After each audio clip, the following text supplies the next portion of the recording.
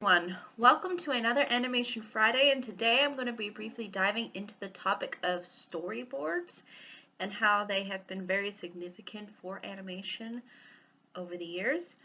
Obviously, this can be applied also to live action because oftentimes you'll see live action films that do rely on storyboards to kind of figure out exactly how they want to sort of capture the story. But animation in particular has significantly benefited because not only do you get to see what the actual characters are supposedly going to look like, but you also see the environment they're going to be in, the actions that they're going to be taking within the film, and all of that is sort of really displayed out into a format that really gives you sort of the skeleton of the film, so to speak. But basically, storyboards are supposed to be visualized, and they go within the sequence and order of how bits and pieces of animation are supposed to be executed. And the interesting thing about the way in which all of this is carried out is the fact that it not only tells you the story is just part of what a storyboard tells you. It tells you how it gives you an idea of the timing as far as how certain uh, characters in particular move, what settings they're in. It tells you even the timing as far as sound is concerned, like how long a character is saying a certain particular word or having a certain action done upon him, or how they take a certain action out and create maybe therefore some sound from it. So again, you see all of these different things really playing into really everybody within the project understanding what exactly is supposed to be carried out. So everybody is pretty much involved uh, with understanding the storyboard of an animated work.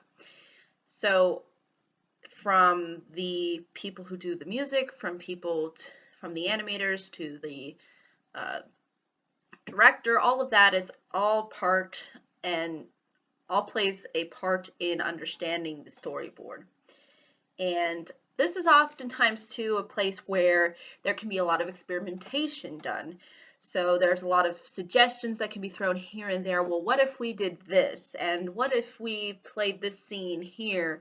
And there's a lot of different ways in which certain ideas can come across when you're in that sort of storyboard process. Um, and as a result, you get something that was uh, very collaborative and also very uh, reflective onto basically what the entire people that basically it's a reflection of what the group of the project sort of agrees on to have as the sort of underlying uh, story that the animation is supposed to follow under.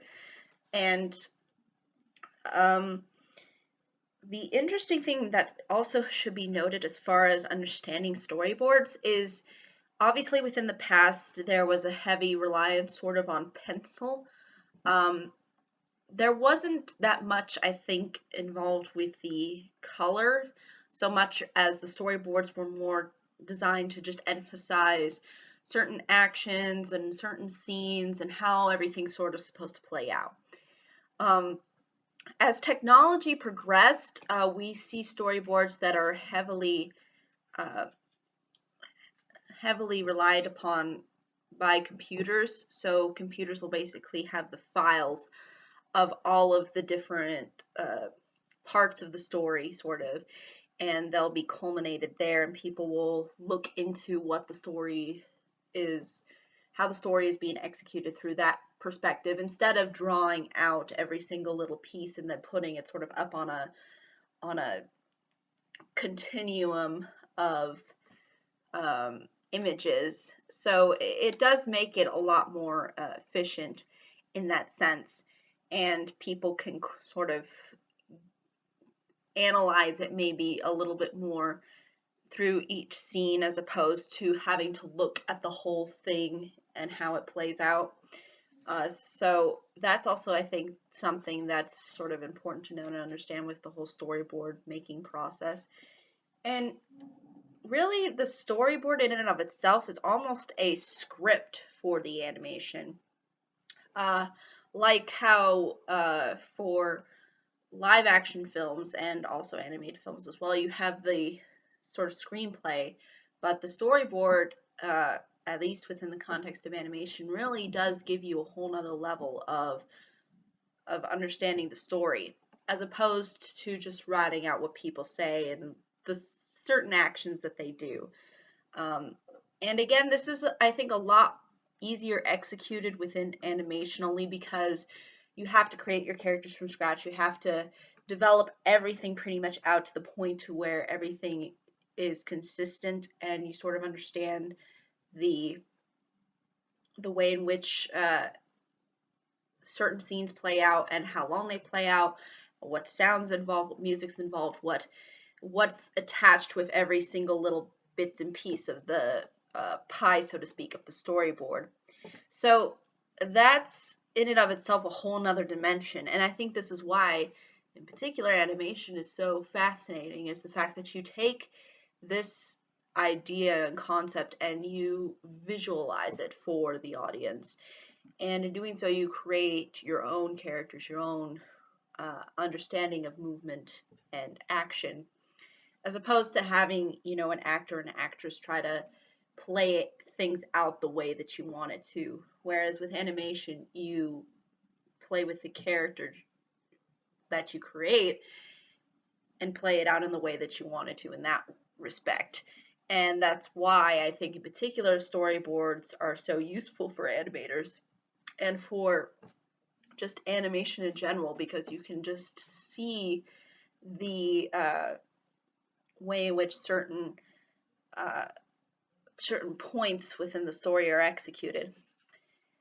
But I think that's really ultimately all I can say about them. It's definitely a interesting and very productive concept that has been really utilized since the beginning, and sort of continues to be a significant part of the whole process of animation.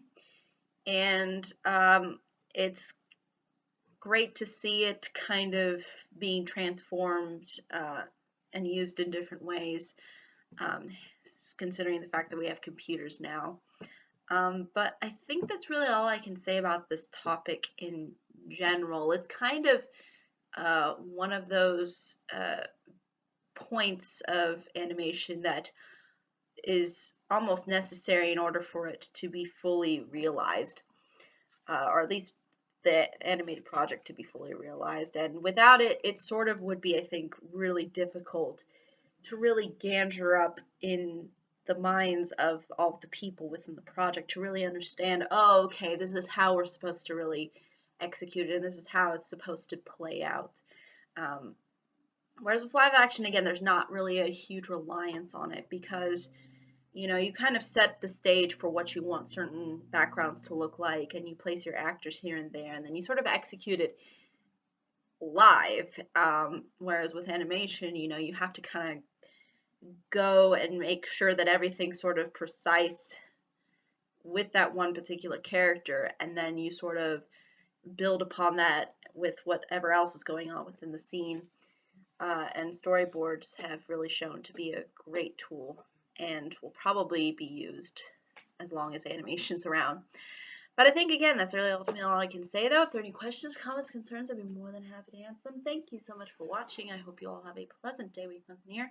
Apologize I had to delay this video. Unfortunately, I was pretty busy over the weekend, but I should be caught up by the end of the day, excuse me, as of Sunday. And until then, everybody, bye-bye.